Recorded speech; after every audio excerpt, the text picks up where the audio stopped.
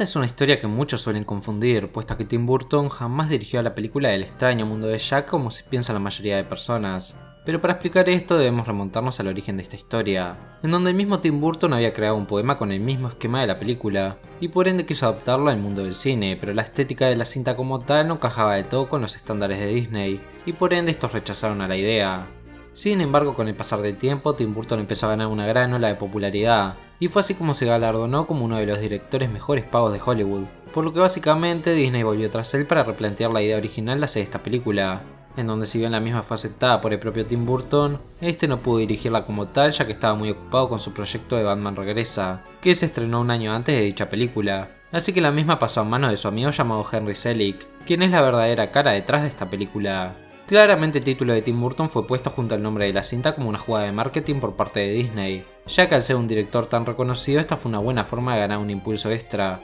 pero la realidad es que Tim Burton poco y nada tuvo que ver con el proyecto general, siendo más bien el que sentó las bases para el mismo a través de su poema, pero obviamente estuvo muy lejos de ser el encargado de la película como todos pensaban.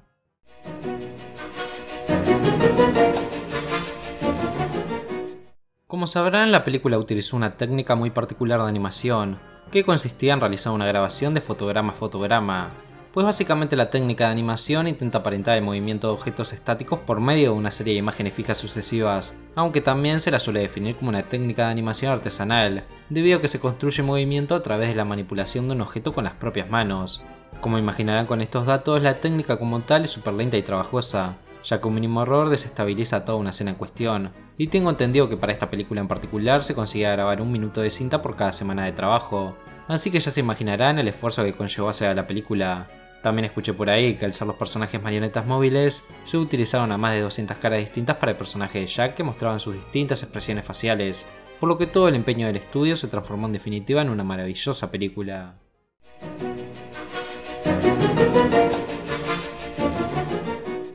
Al día de hoy no había una secuela de la misma película y dudo que a fin de cuentas haya una en cuestión, ya que estas cintas como tal tienden a ser únicas, y su magia individual que nos transmitió a nosotros los espectadores difícilmente pueda ser replicada con una nueva historia que contar, pues este fue el argumento que utilizó Tim Burton cuando Disney tuvo la idea de realizar una continuación para la historia de Jack. Y no por nada además, las secuelas del mundo del cine tienden a ser catalogadas como peores versiones que sus predecesoras, así que contar una nueva historia para el personaje de Jack parece bastante difícil.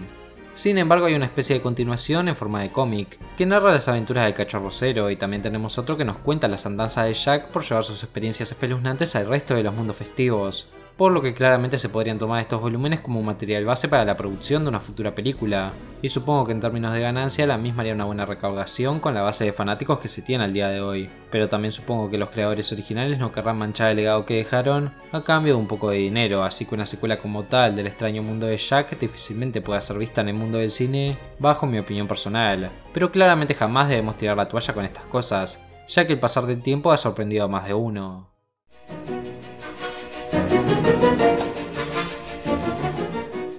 Obviamente esta al ser una película de culto y muy reconocida al día de hoy hizo que muchas otras obras del entretenimiento decidieran rendirle homenaje a la misma, con cameos o referencias que pasaremos a detallar a continuación, puesto que por ejemplo el personaje de Jack aparece en un capítulo de la serie de South Park, junto a otros tantos personajes pertenecientes a otras animaciones.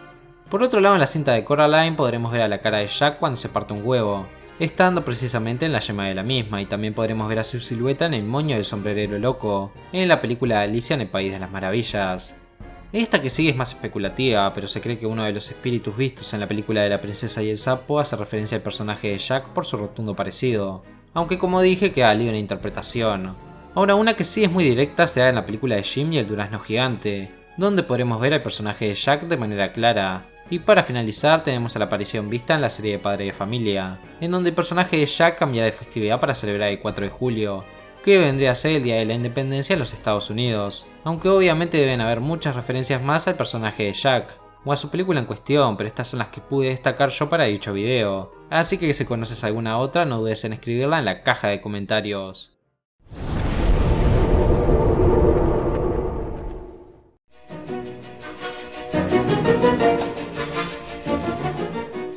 El extraño mundo de Jack es todo un clásico el día de hoy, una película animada de culto que cualquier persona debe visualizar al menos una vez, Pero ¿qué pasaría si les dijera de que la misma no tuvo tanta repercusión en sus inicios como la tiene ahora? Puesto que la misma cinta se realizó con un presupuesto aproximado de 25 millones de dólares, y por aquellos tiempos recaudó alrededor de 70 millones de dólares, lo cual fue una ganancia positiva claramente, pero estaba muy lejos de galardonarse como un éxito que ameritaba un gran elogio. De hecho, la misma fue retirada de los cines a las pocas semanas de su estreno, y si bien sus creadores habían puesto alma y vida en dicho proyecto, la realidad es que todos pensaron de que la misma moriría en el olvido. Inclusive la propia Disney no le tenía mucha fe al proyecto y tras un estreno previo de prueba dirigido a un sector reducido de la audiencia, decidieron de que la misma saldría bajo el logo de otra de las tantas compañías que tenía la empresa de Disney. Pero aún con todo esto y con las malas proyecciones que hubo sobre la misma, con el pasar de los años la gente le fue dando un lugar en sus corazones, convirtiéndola en un clásico de culto que supo ser valorada con el tiempo. Obviamente las ventas de los VHS también influyeron en la popularidad de la película, pero supongo que cuando algo es bueno de raíz termina siendo reconocido sin importar el tiempo que le tome,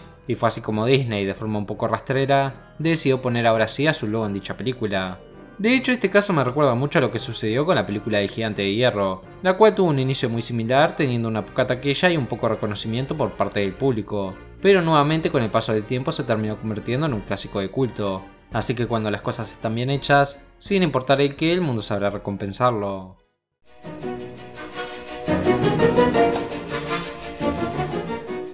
Básicamente esta es una teoría súper conocida que posiciona estas tres películas como parte de un mismo canon, en donde el personaje de Victor y su perro siguen siendo las mismas personas con el pasar de las cintas, hasta el punto de convertirse en el personaje de Jackie Zero. Sin embargo, difícilmente sea así, ya que la teoría por sí sola tiene varias inconsistencias temporales, y para justificar a las mismas habría que usar mucho la imaginación, o ponerse a especular con cosas que no tienen fundamentos sólidos que se relacionen con dichas cintas. Así que la idea más coherente para conectar estas tres películas sería si las vemos desde el punto de vista en las que todas cuentan una historia del mismo personaje de Victor, pero ambientadas en una época diferente y con unos sucesos diferentes. O sea, básicamente las tres películas serían historias independientes de un mismo personaje junto a su fiel mascota, pero con la libertad de posicionarlas en un esquema que no sigue un orden cronológico. Para que me entiendan mejor, esto sería como decir que tenemos al videojuego de Mario 64, y posteriormente tenemos al título de Mario Galaxy, en donde ambas historias se centran en el personaje de Mario, claro, pero no comparten relación o conexión más allá de utilizar a los mismos personajes para contar una historia diferente. Así que desde mi perspectiva, la opción más lógica para conectar estas tres cintas sería si las posicionamos de esta manera,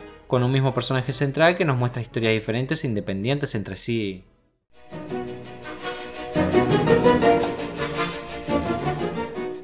Este es uno de esos videojuegos ocultos de la mítica PlayStation 2, que también narra de cierta manera los sucesos posteriores de la película. El mismo se centra específicamente un año después de la cinta, en donde el personaje de Jack buscará la forma de innovar en su próxima festividad. Sin embargo, el antagonista de Oogie Boogie volverá para vengarse por lo sucedido anteriormente. Ahora, la mecánica del videojuego en cuestión se basa en el género de hack and slash, pero siendo en un apartado bastante simplista que busca centrarse en la parte del público más joven. Y si bien el mismo no tuvo grandes ventas como podrán imaginar, sí fue catalogado como un título muy bueno y poco conocido de la consola. Así que básicamente es una de esas tantas joyas ocultas con las que cuenta la PlayStation 2. También tengo que decir de que existe otro videojuego de esta franquicia ambientado en los sucesos previos a la película, siendo el título lanzado para la Game Boy Advance, que en este caso pasó sin pena ni gloria también, pero tampoco fue recordado como un buen título en cuestión. Y claramente tenemos a las participaciones de este personaje en videojuegos como Disney Infinite o Kingdom Hearts, así que Jack tiene un buen puñado de aventuras en el mundo de los videojuegos.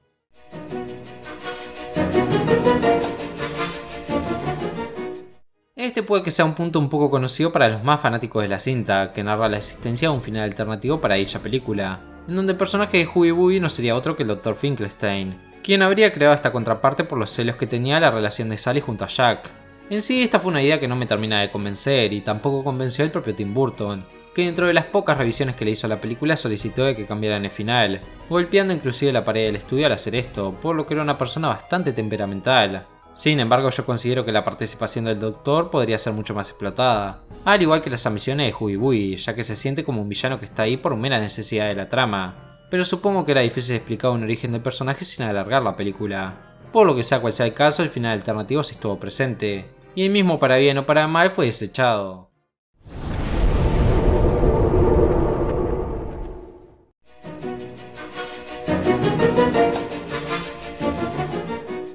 Hay una especie de epílogo de la película que quedó descartado, pero que sí se conservó parte de su audio en los CDs originales de la película, que nos mostraba el final de Jack y Sally a través de una canción. En esta melodía se nos cuenta que a través de una visita por parte de Santa al personaje de Jack con el pasar de los años, se descubrirían cosas como que este último había formado una familia, en donde tenía varios hijos junto al personaje de Sally, siendo ese básicamente el dato más revelador y el que muchos utilizaron como punto de base para la trama de una futura secuela. Sin embargo, tenemos que tener en cuenta que el mismo fue descartado y por ende no sucedió como tal dentro del canon oficial de esta franquicia. Ahora también debo resaltar que un fanático utilizó esta melodía para recrear al posible epílogo con un conjunto de imágenes en movimiento, que narran esta historia de una manera muy bonita, y si bien es algo que no pasó como dije anteriormente, al menos lo pudimos ver en cierta medida, siendo que pudieron apreciar en el transcurso de este punto.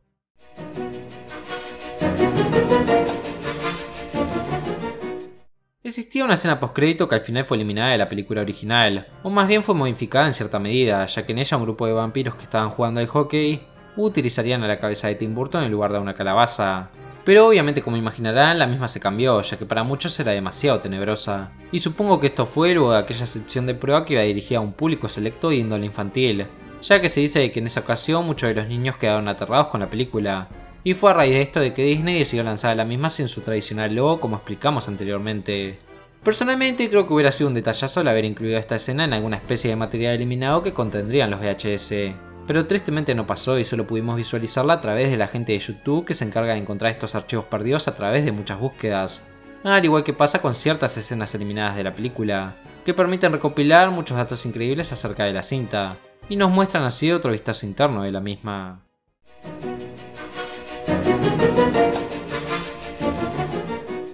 No sé por qué, pero hay una especie de fetiche por posicionar a los personajes de esta película como personas que anteriormente perdieron su vida, lo cual creo que es un concepto errado, puesto que nunca se nos dan pistas de estas cosas, y si bien el cadáver de la novia toma una idea similar, sumado que son películas que se podrían conectar, nada deja claro de que los personajes vistos aquí hayan vivido en el pasado. Pues por ejemplo se dice que el perro Cero murió electrocutado, y es por eso que su nariz parpadea radiantemente con su luz, mientras que por otro lado el personaje de Jack habría muerto quemado, y es por eso que tiene ese aspecto, sumado que se nos da una representación de esto al principio de dicha película. Y para finalizar con los ejemplos tenemos a los 3 niños de dicha cinta, que teóricamente murieron pidiendo golosinas en Halloween y por eso llevan puestos sus disfraces. Ahora, de ser cierto esto, la festividad de Halloween se traduciría como el infierno mismo, ya que todas las personas que mueren en la vida real terminan parando en el mundo de Jack. Y esto no tiene sentido, puesto que más bien parece simplemente una zona encargada de transmitir los valores de Halloween de la mejor manera posible. O sea, es básicamente lo mismo que pasa en Navidad con el personaje de Santa y sus duendes, que claramente no están muertos y solamente se dedican a transmitir de la mejor manera posible su festividad, por lo que los personajes vistos en la ciudad que habita Jack serían más de lo mismo, habiendo una figura predominante y luego personas menores que acompañan a este lugar. Así que yo personalmente los vería como seres especiales que simplemente forman parte de una leyenda, o de varias leyendas para poder explicar los orígenes de las fiestas de Halloween, por contraparte de ser personas fallecidas como muchas otras personas han planteado a lo largo de los años.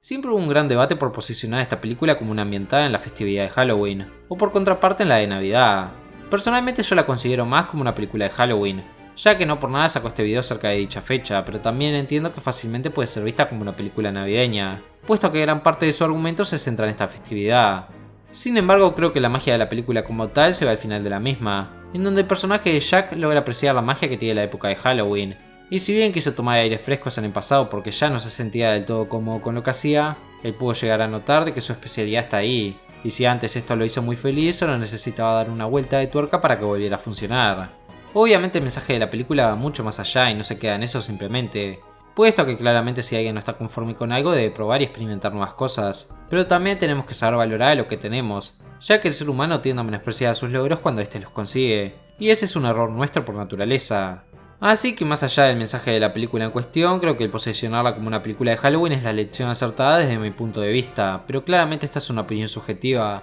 y puedes no compartir con la misma, por lo que estaré escuchando tus argumentos contrarios en la caja de comentarios.